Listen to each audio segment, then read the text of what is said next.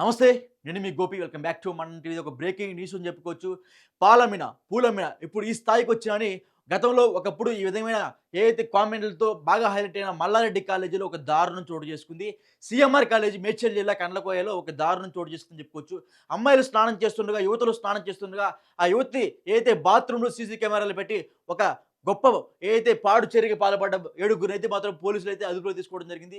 ఇద్దరినైతే మాత్రం A1, A2గా అయితే ఆ కేసులో చేర్చడం జరిగింది. సో ఈ ఏడో అతనే గోపాల్ రెడ్డి అనే అతను, అంటే ఆ చైర్మన్ సంబంధించి ఏదైతే ఆ సీఎంఆర్ కాలేజీ చైర్మన్ అతను కూడా పోలీసులు అయితే అదుపులోకి తీసుకోవడం జరిగింది. సో ఇదే అంశం గురించి మరింత తెలుసుకోవడానికి మా కరెస్పాండెంట్ రాఘవ ఉన్నారు. అతను అడిగి తెలుసుకుందాం. సో రాఘవ, చెప్పండి, ఉమెన్ కమిషన్ నోటీసులు ఇచ్చిందంటే దేనికి ఇచ్చింది? అవును గోపి, ఏదైతే మేడ్చల్ జిల్లాలో సీఎంఆర్ కాలేజీలో యువతులకు జరిగిన సంఘటన ఏదైతే ఉందో, బాత్రూంలో కెమెరాలు పెడుతున్నారు అన్న ఏదైతే వాళ్ళు ఆందోళన చేసి నిరసన చేశారో, మొన్న గతంలో చూసుకుంటే వారం రోజుల క్రితం అయితే తీవ్రస్థాయిలో ఆందోళన చేశారు. ఆ ఆందోళనకు విద్యార్థి సంఘాల నాయకుల నుంచి, ఏబీవీపీ కానీ ఇతర విద్యార్థి సంఘాల నాయకుల నుంచి కూడా వచ్చి అక్కడ పాల్గొనడం జరిగింది నిరసన కార్యక్రమంలో. అదేవిధంగా సీఎంఆర్ కాలేజీలో ఇంత జరుగుతున్నా ఎందుకని, దానికి సంబంధించిన యాజమాన్యం ఎందుకని బయటకు రావట్లేదు అంటూ కూడా భారీ స్థాయిలో నిరసన వ్యక్తం చేయడం అయితే జరిగింది. వారు తీవ్ర స్థాయిలో ధ్వజమెత్తారు. విద్యార్థి నాయకులు అయితే దుర్భాషలాడడం కూడా జరిగింది. ఏదైతే యాజమాన్యం ఉందో కనీస రక్షణ అయితే కరువైంది కాలేజీకి ఎటువంటి కాంపౌండ్ వాల్ లేదు.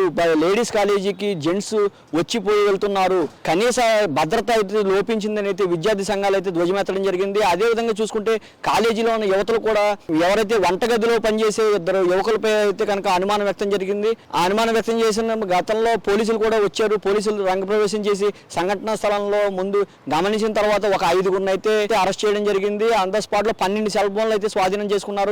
సెల్ ఫోన్ల నుంచి ఎటువంటి వీడియోలకు సంబంధించిన ఎటువంటి ఆధారం దొరకకపోయినా దాన్ని పూర్తి స్థాయిలో విచారణ అయితే పోలీసులు చేపట్టడం జరిగింది. ఇప్పుడు A7గా అయితే ఎవరైతే గోపాల్ రెడ్డి ఉన్నారో FIRలో పేరు చేర్చడం జరిగింది. మనం గమనించుకున్నట్లయితే సీఎంఆర్ యాజమాన్యమైన మల్లారెడ్డి మాత్రం ఇప్పుడు వరకు బయటకు రాలేదని చెప్పాలి. మల్లారెడ్డి ఆ స్థానిక ఎమ్మెల్యే కూడా వ్యవహరిస్తున్నారు ఆయన.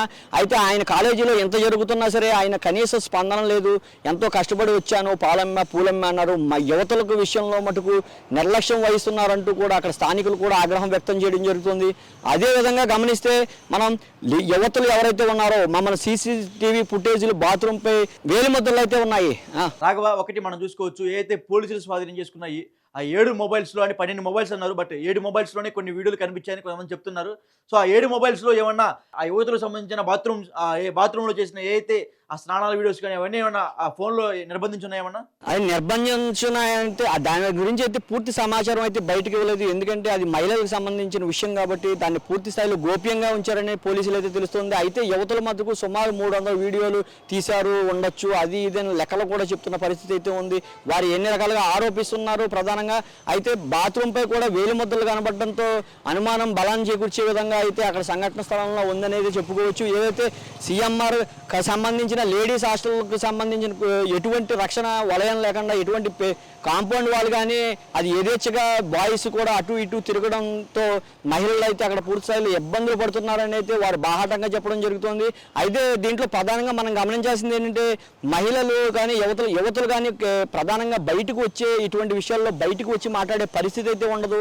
కానీ అక్కడ యువతులందరూ కూడా ఇక్కడ జరుగుతోంది, మాకు ఇలా జరుగుతుంది, ఇలాగ అన్యాయం చేస్తుంది, కెమెరాల్లో మమ్మల్ని వీడియోలు తీస్తున్నారు అని చెప్పేసి బాహాటంగా చెప్పడం జరుగుతుంది. అయినా సరే కొంత రక్షణ కరువైందని అయితే ప్రధానంగా మనం చర్చించుకోవచ్చు. ఏదైతే పోలీసులు కూడా పూర్తి స్థాయిలో విచారణ చేపట్టారో, మహిళా కమిషన్ కూడా వారికి నోటీసులు ఇస్తున్నట్టుగా తెలిసింది. యాజమాన్యానికి కూడా నోటీసులు ఇచ్చి పూర్తి స్థాయిలో విచారణ చేపడుతుందని అయితే ప్రధానంగా తెలుస్తుంది. Gopi, okay, right, thank you Raghava.